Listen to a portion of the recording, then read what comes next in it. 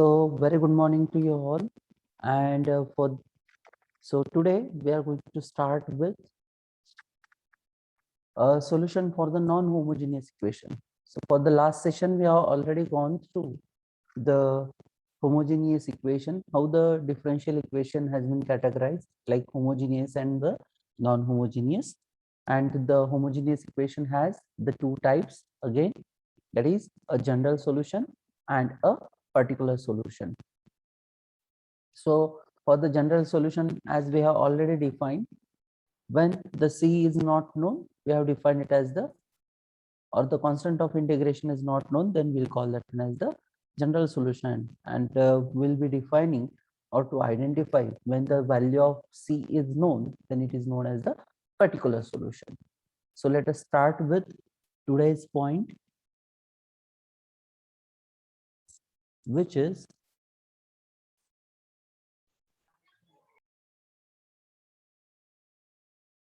so we are going to start with, that is a non-homogeneous equation. So the point for today, that is solution of non-homogeneous equation.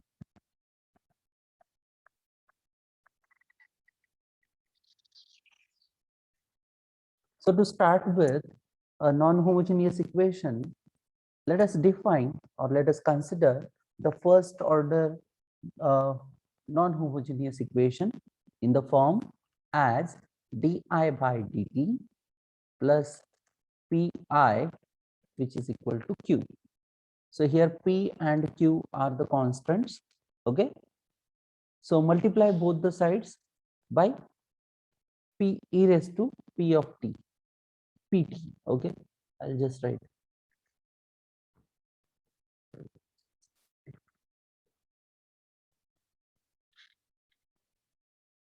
multiply both sides by e raised to pt.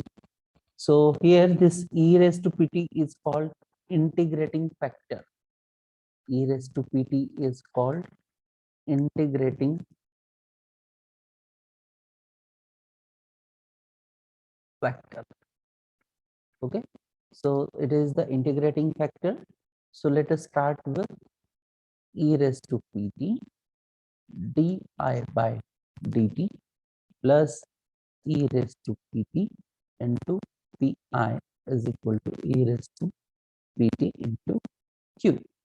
So now we know that there is one formula, differential equations formula, d of xy is equal to x into dy plus y into dx, isn't it? So here, if we compare the same, here, what is the value of x? Here x is I and y is equal to what, or y it is e raised to pt. So therefore, by defining this formula, we can write it as d by dt of I into e raised to pt, which is equal to I into d by dt of e raised to pt plus e raised to pt into d by dt into I. Okay, so if we compare, okay, I'll just write or give the equation numbers first. This is what equation number 1. Okay, this one, we call this one as 2 and this one as 3. Okay, so if we compare this equation number 2 and 3, what we get? We get it as d by dt into I e raised to pt, which is equal to q into e raised to pt. So now by integrating both sides, okay, if we integrate both the sides, we get what you will get, that is I into e raised to pt, which is equal to integration of q into e raised to pt dt plus c1. So here c1 is what? It is constant of integration. Okay, so now by transferring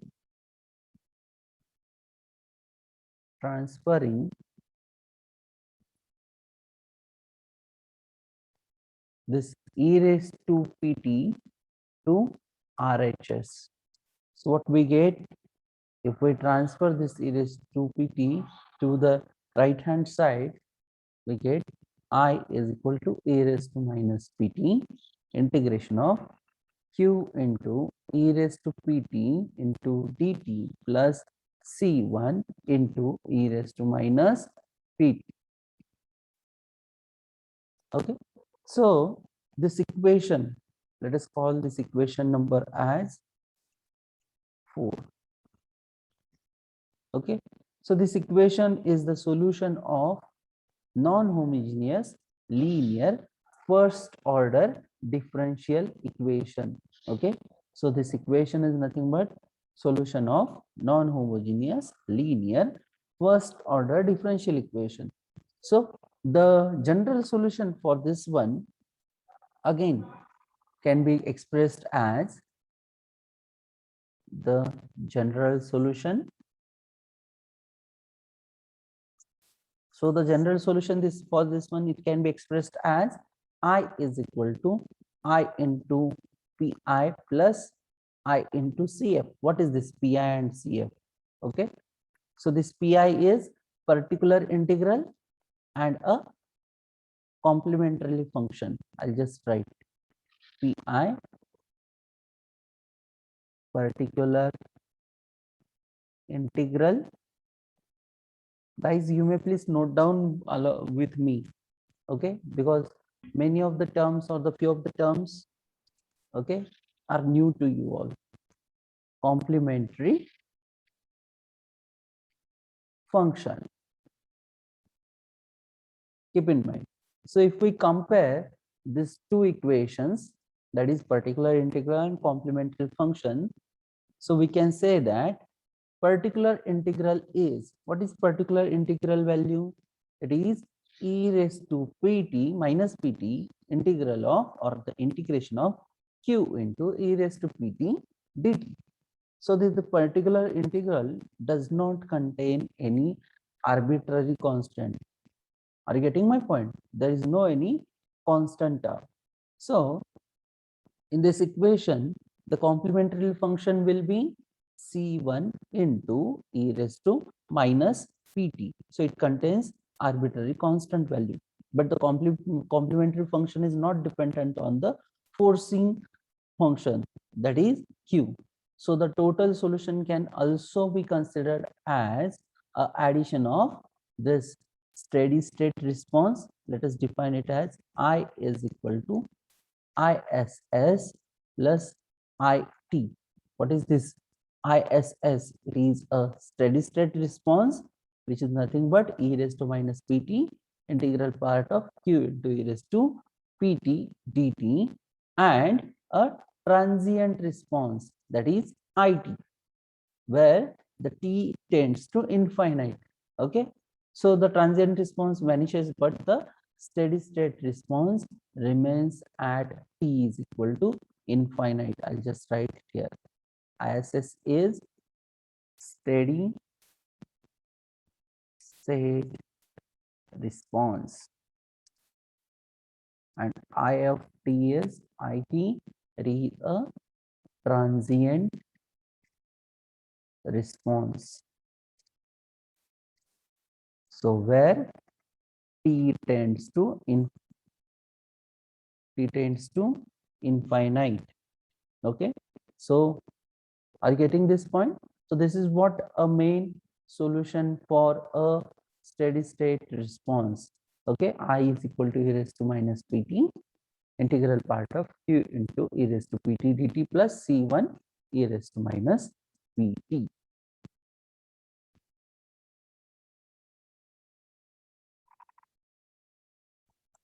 So next point that we are going to study, that is a meaning of initial conditions or the initial conditions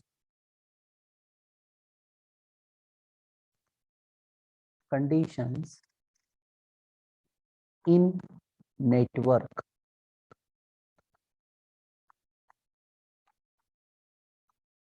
So what is this initial condition? What is the concept of initial condition? Okay, see, whenever we have already gone through recently the uh, general solution, first order differential equation of an unknown, which can be what we can say designated as arbitrary constant, right? So for a higher order differential equation, the number of arbitrary constant or the what we can say order of the equation, if these unknown are to be identified or we want to evaluate, so for the particular solution with respect to, or we can define it for the other conditions in the network. So for that one, the conditions must be known. So for this one, a set of simultaneous equation must be formed by containing general solution and some other equations to match the number of unknowns with the equations. So these other equations are given as the values of voltage, current, or charge, or the derivatives of these what we can say the quantities at the instants. So when the network condition is changed, we have to assume that at a reference time, means at t is equal to 0. This is what the initial condition that we are going to study. So at reference time t is equal to 0, the network condition is changed by switching action. So what is that switching action? For example, assume that switches operate in 0 time, okay, and the network condition is at this instant is called the initial condition. So to distinguish between the time just before and just immediately after, okay, just immediately after the condition of network is changed, okay, so we will use a negative and a positive sign, negative and the positive sign, okay. So for that one, we need to define few of the notations, okay. So let us define, okay, one circuitry. I'll show you so that you people will be able to understand in a proper way. For example, this is what the switch, okay, this is what the resistance R, I'm having the inductor, okay, and this is what the voltage source, okay. So consider this figure. So voltage source V is connected to the resistor R, okay, and the inductor and this resistor is being connected by the switch, okay. I'll just write here, this is what the switch, okay, which is being closed at t is equal to 0. So this indicates that the switch is being closed at this instant. What is that instant? T is equal to 0. So when the switch is closed, the voltage V is applied to the resistor and the inductor. So for the switch T is equal to 0 is mentioned, it indicates that the switch is closed, at T is equal to 0. So at time T is equal to 0, this time is known as the reference time, okay. So in any of the electric network, it is assumed that the switch is closed at t is equal to 0. So it is also assumed that the closing of the switch takes place instantaneously. That means within a 0 time period, the switch is closed. So thus, at time is this t is equal to 0, the condition of network is changed due to switching action. And the network condition at instant t is equal to 0, it is known as a initial condition. Okay, so there are the few of the notations which are related to the initial condition. Okay, notations. So there are the two notations are being used. Okay, so first one, so notation t is equal to 0, it is used to indicate the switching time. Okay, or the switching action. T is equal to 0 for switching action. Keep in mind. Okay, and the time immediately before the switching is denoted by negative sign, and the notation, it is defined as t of 0 minus. It is the time immediately before, yeah, just a minute, before switching action.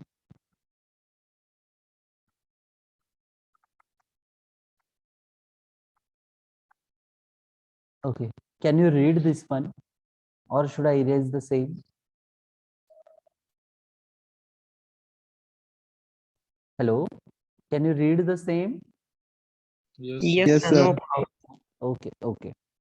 And there is one more notation, it is t of 0 plus. This is what time just after switching action. Okay, so this is what the time just after switching means. When t is equal to 0, it is the time when the switching action takes place. T of 0 minus, immediately before the switching, and t of 0 plus, it is just after switching. Okay, so this t of 0 minus is an instant at which conditions of network are not changed, and t of 0 plus, it is the instant at which the condition of the network is changed. What is the change? It is the open circuit, and when t of 0 plus has been defined, it is the closed circuit. So the same we can define for the voltages. Okay, voltage and current. So if we want to define a current before switching, that is t of 0, I of 0 minus, and current after switching, I of 0 plus. Same is the case. Voltage before switching, V of 0 minus, voltage after switching, V of 0 plus. So in case of capacitor, keep in mind, this might be an online question. So in case of capacitor, I'll just write, in case of capacitor, okay, at t is equal to 0 minus, the initial conditions are given by voltage. Okay, I'll just write initial conditions are given by voltage across capacitor.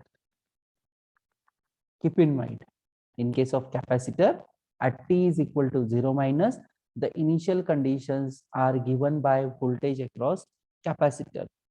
In case of capacitor, in case of inductor, okay, at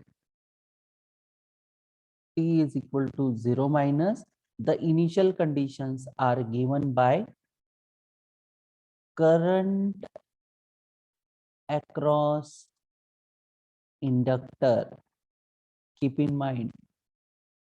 Okay, In case of capacitor, at t is equal to 0 minus, initial conditions are given by voltage across capacitor.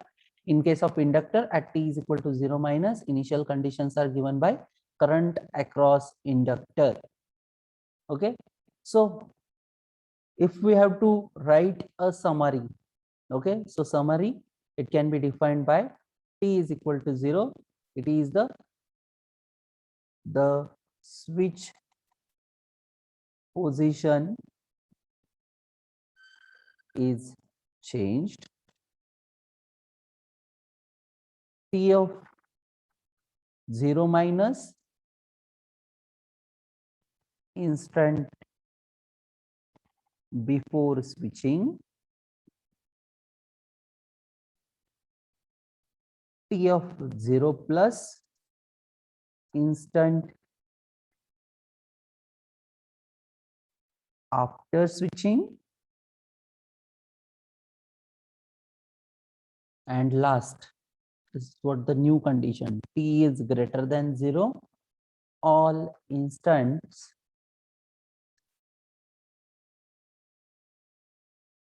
after switching. Okay,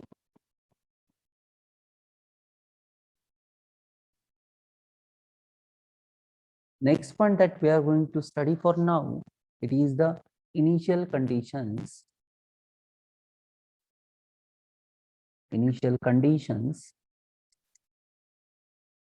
of elements.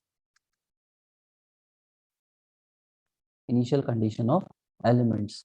So here we will identify the effect of switching action in case of basic elements. So which are those basic elements? Resistor, inductor, and a capacitor. So first one, initial condition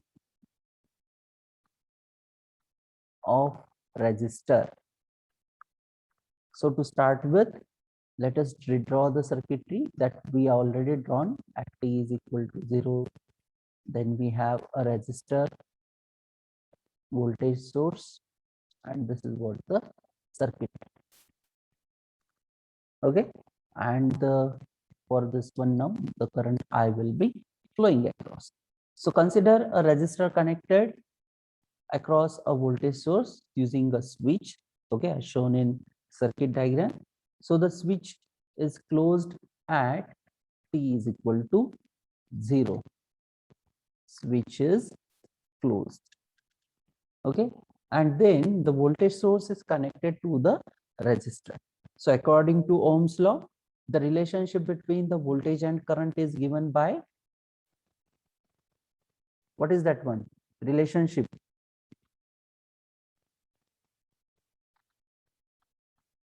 It is V is equal to I into R.